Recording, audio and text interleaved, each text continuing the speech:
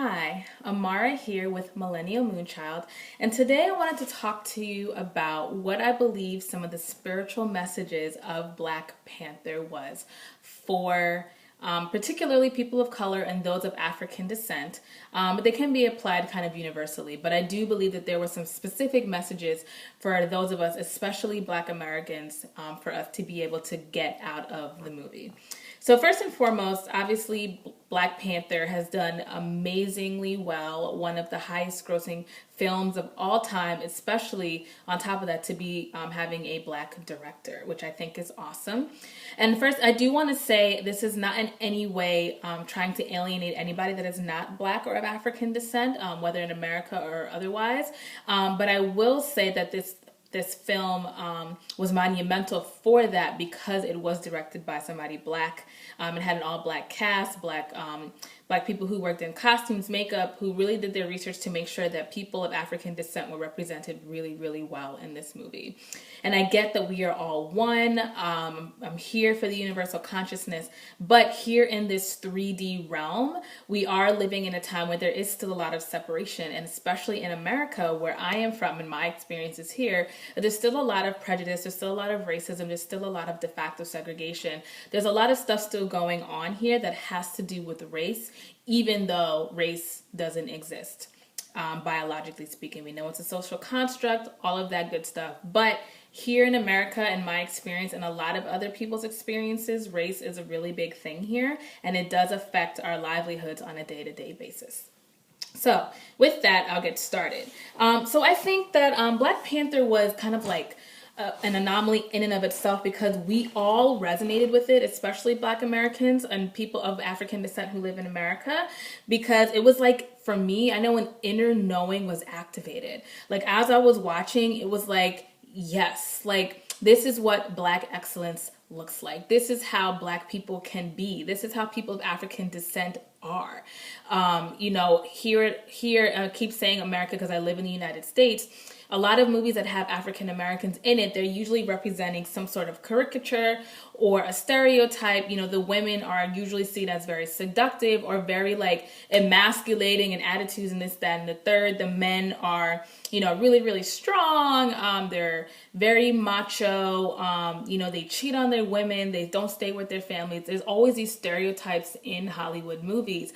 But this time, it was like none of that stuff was there. And it was just like we were just people first and foremost with our own complexities and our personalities and in our dreams and who we were as people without any of the extra stuff that Hollywood loves to add in. Which kind of goes to that I felt like people of African descent were represented in such a respectable way. There was nobody there in the movie where I felt like, oh man, that's a stereotype, or oh man, like not all Black people are like that. Oh man, this makes Black people look bad, which is how I feel when I do watch some movies. Even those that are produced by other Black people, I feel like a lot of times there are stereotypes. And so it felt good to be watching a movie where none of that existed.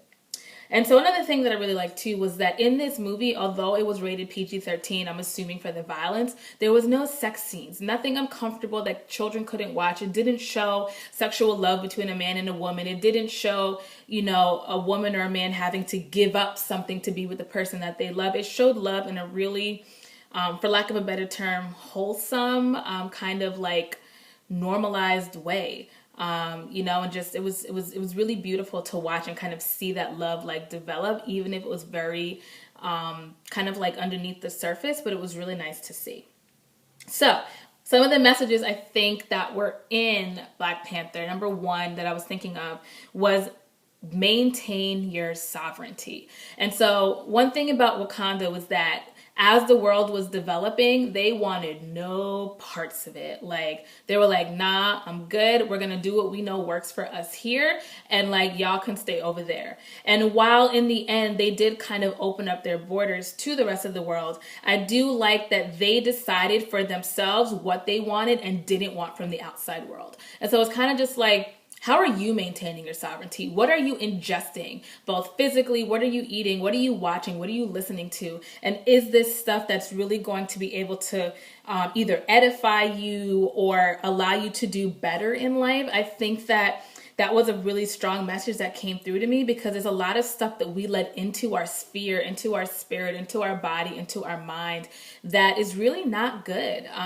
From down to what you're eating every day. Not to be cliche, but like, fast food, those snacks, processed things, they're not good for you. And I really feel that and we know that they contribute to literal disease. So they're doing that to you to physically. Like, what are they doing to you spiritually? Are you able to learn new things? Are you interacting with people that are building you up? What kind of music are you listening to? I think it's really easy to kind of get caught up in like what we hear on the radio, mainstream hip hop. And I'm not here to like shit on mainstream hip hop. I do listen to quite a bit of it myself, especially when like I don't want to be listening to the news in my car or whatever the case may be. And it's catchy, it's cool. But if that's all you're listening to, sooner or later you notice you're picking up the language. Maybe you're cursing more because you hear cursing in music. So like, what are you listening to? What are you eating? What are you watching? I know for myself, I actually got rid of my cable.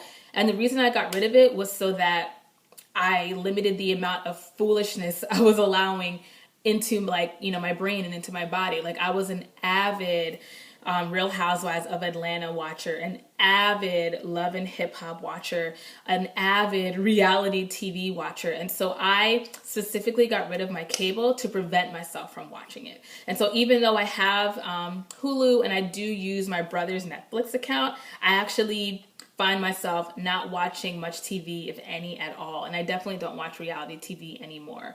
My shows that I watch, and is when I remember to watch it, is Once Upon a Time, The Handmaid's Tale. I know it's back on now, so I do have to catch up on that. But as a teacher, I literally come home and go to bed sometimes, so no time for that.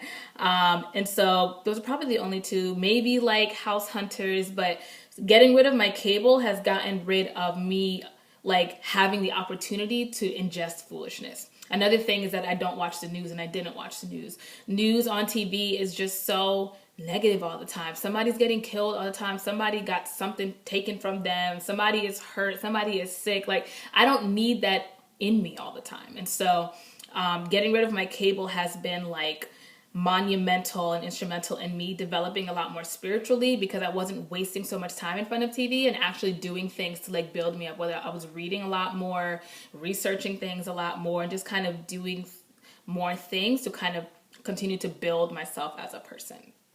So I ask you, how are you maintaining your sovereignty? What are you allowing into your body, mind, and spirit that you shouldn't? What do you want to get rid of? What do you want to let in instead? So that's, for me, message number 1 was maintain your sovereignty. Message number 2 for me was go within to get the answers that you seek. So one of the big things that I loved about Wakanda was that it definitely took into consideration a lot of practices with African-based religions and them seeking the ancestors for their answers. Notice there was no religion in Wakanda. And so for me, that represented that the power and the answers don't lie outside of you, they lie within you. And so for me, as somebody who is no longer a Christian, I haven't been a Christian for like, I don't know, 3 or 4 years now, even though that was what I was raised. There's nothing against Christianity. I do believe in the message that Jesus taught. I just think that Christians kind of have it a little bit backwards on what the point of Jesus coming to earth was. But that's neither here nor there. That's not for this conversation, this video. But yeah, so like they didn't seek, a God outside of them to figure out what to do about the issues that were going on with Wakanda. They didn't pray for the Black Panther's powers. Like, they literally went into an unconscious state, which for me kind of represents, either meditation or whatever the case may be, to get the answers that they needed. They sought their ancestors, and that's something that's very big in African-based religions, especially as it applies to like hoodoo and things like that. Or the like Orishas, kind of getting more into like the Nigerian-based religions. But that was really huge for me, because I think that especially in America, and again, I can only speak about that because I live in America, and in the African-American community, God is big, religion is big, Christianity is big. I would imagine even Islam is something that's really, really big. And those religions, from my understanding, you are seeking help, guidance, answers from a God who is out here. He's outside of you.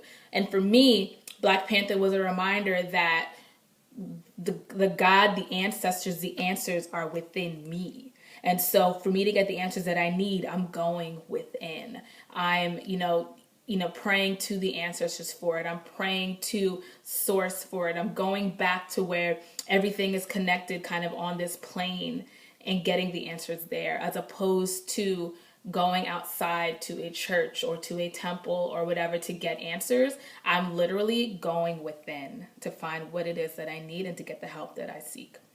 So for me, that was really, really huge. And I think it's something that a lot more of us need to take into account in how we are asking for help from the universe, from God. Are we going outside of ourselves? How can you go outside when God is within? Like if you are, let's say, like and I remember my dad used to say when I was a kid, I never understood it. He was like, how can a dog have another child that's another dog? Right? But we say, we're God's children, but yet we don't consider ourselves God. And it's not to say that I believe that I'm omniscient, omnipotent, all-knowing, or all-powerful. I believe that that piece of God's spirit, the divine, my spirit is also divine, because when I leave this body, my spirit is eternal, just like God's is. And so if I come from him, am I not also divine? So that means if God is within me, or I am God as well, like I need to go within and believe that God will also speak to me within me to give me the help or the answers that I seek. So for me, like that was huge. That was another big message that I felt like we needed to know and needed to like take in. Another thing I wanted to add about my thoughts about Black Panther, why I feel like it also resonated with me, was that it was like showing that, move my curtain out the way. Our history in terms of those of African descent that are in America, and I guess even in Central and South America, our history did not start with slavery. I think that we kind of have, I believe that Iyanla Van Zant calls it like the post-traumatic like slave syndrome. And there's research that shows, I think they showed it in nematodes, that trauma is passed down in the genes. And so there was a study they were working with nematodes, and they found that when they experienced some sort of, I'm assuming like physical trauma, their offspring were showing up with trauma in their DNA in the way that the parent nematode had trauma. So if these very simple organisms can show trauma, wouldn't we think that those of us whose families have experienced just generations upon generations, especially as it pertains to slavery in the Americas, that we would also carry this trauma in our bloodlines, in our DNA? And so I think that contributes to why Black Americans are in the state that they're in, especially as it pertains to poverty, education or the lack thereof, jobs or the lack of jobs. Our communities aren't well taken care of, whether it's the government's fault or not. And so I think that there's a lot of trauma that we carry in our blood, in our DNA, and our bones as a result of what colonialism in the Americas did. But Black Panther was like a reminder that our history did not start there. And it kind of shows what our history was before it was infiltrated by Europeans and destroyed. And I won't get into a debate. I know that African tribes destroyed each other, this, that, and the third. And I will not say that we were all kings and queens, because just like every other race, not everybody came from royalty. But yeah, it was just a reminder, like, our history didn't start with slavery. That's not where our story began. And I don't want anybody to ever think that. And so it was nice to see what was and what could have been in regards to who people of African descent are. All right, message number 3. So the third message that I feel like was in Black Panther, was that meditation can propel you forward. So it was really cool, I thought, when we were watching Black Panther, and the way how they moved the ship that they were in, and she was literally sitting and meditating, and that was what was propelling the ship forward. And so for me, kind of similar to message number 2, was again like meditation and going within. It's really what's gonna is going to allow you to move forward and get what you want done and accomplish what you're trying to accomplish, as opposed to doing things outside of you. So meditation is something that I think we keep hearing about, that we need to be doing more of. And it sounds cliche, but like, if you're too busy for meditation, that's all the more reason why you need to be doing it. Meditation, in my experience, and I've been meditating probably for a little bit over 2 years now. I first started kind of paying attention to like the moon cycles and things like that, but recently I've been challenging myself to meditate every night. And so it allows me to, clear my mind.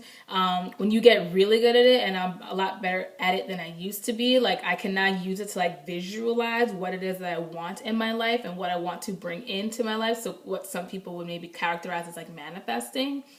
And so, or I'll meditate on aspects of myself. So I might want to be better at, I don't know, bringing more love into the job that I'm doing. As I've said before, I'm a teacher. I might meditate on love, what that is, what it looks like, how I can do more of it. And I feel like I get more like of how to love more, like while I'm meditating, and I'll be done and be like, oh yeah, that was good, I can try to do that, or whatever the case may be. But literally, like, meditation was propelling them forward. And so I feel like that message to me was like, we need to be meditating more. Like, what is it that you're trying to accomplish? What is it that you're trying to do? What are the distractions that are keeping you away from that? I guarantee you take 10 minutes every night and start to meditate and literally focus on your breathing and just get your mind like clear.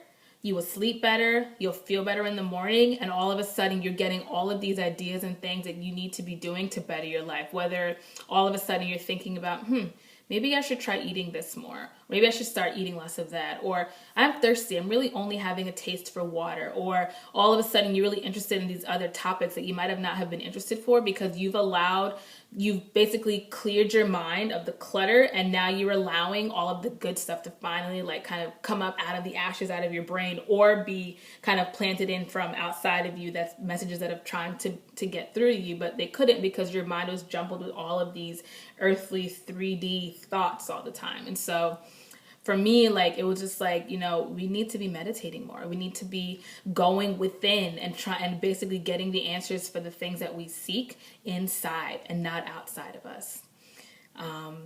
So yeah, that would be for me what I felt like the 3 messages were, especially as it pertained to those of African descent in the United States of America. That's where the movie was produced. That's where the director is from.